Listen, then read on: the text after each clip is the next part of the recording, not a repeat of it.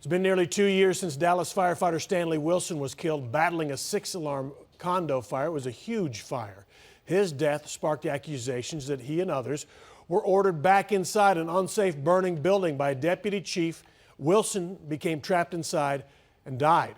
For the first time now, his widow will speak publicly at a news conference scheduled for tomorrow on Fox 4's Sean Rabb is live in studio with more on what everybody expects to happen. Sean. Yeah, it's going to be a big deal tomorrow. Last October, Steve, Dallas Firefighters Association talked about this. Stanley Wilson's line of duty death divided the Dallas Fire Department. The incident investigated for more than a year, and then only part of that report made public, which only added to the frustration among some of the rank and file. Now, what was released from the line of duty death report showed Wilson died due to commander's decisions and communication problems.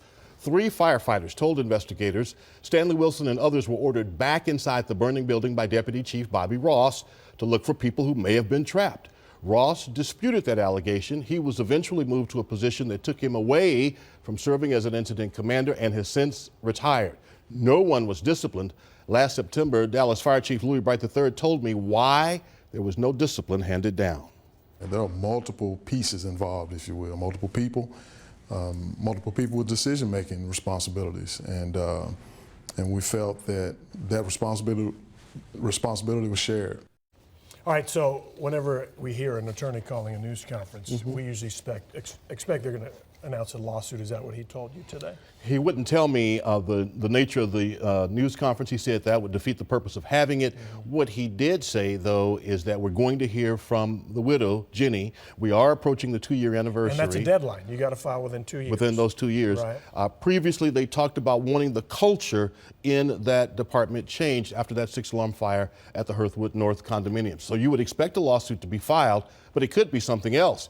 The Dallas Firefighters Association had previously announced they would request an investigation into whether firefighters were truthful to investigators about what they did and said the night of the fire. Dallas Fire Rescue, by the way, does not record radio channel transmissions of fire ground operations, which could help in any post-analysis incident investigation, Steve. Again, Fire Chief Louis Bright. Communications have to be much more effective.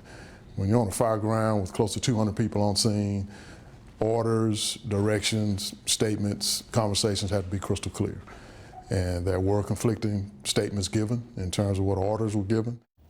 Now, last October, Steve, Dallas Firefighters Association discussed a no confidence vote of the chief. That did not happen, but that's when they talked about maybe filing an internal affairs complaint to spark an outside investigation. I remember the Dallas Black Firefighters Association attacked media members saying we were making it a racial incident. I remember in the press conference, then they turned it into a racial problem. Right. What I'm curious, we talked last time about, so it was very controversial and kind of ugly. We talked last time about where does the buck stop? The idea the chief wanted to spread blame around, but on a scene, the buck stops somewhere, and it didn't in this investigation, it seems. Right, and what came out of it, no one is satisfied with. Right. The incident commander is where the buck stops on scene. Right. He's the one who's calling the shots, if you will, making the decisions, ordering equipment and people to various and sundry places. The question is, who said what to who? Because there were disagreements about whether he told them to go in the building or simply break the windows around the building. Any way around the secrecy business that we haven't seen all the reports? Any way around that? Does the lawsuit get to some of that stuff? If it goes to lawsuit, then yes, there's depositions and the other pages. Remember, there was a 700-plus page report. We got about 116 pages. Okay. All right, Sean. Nice job. Thank you. Okay.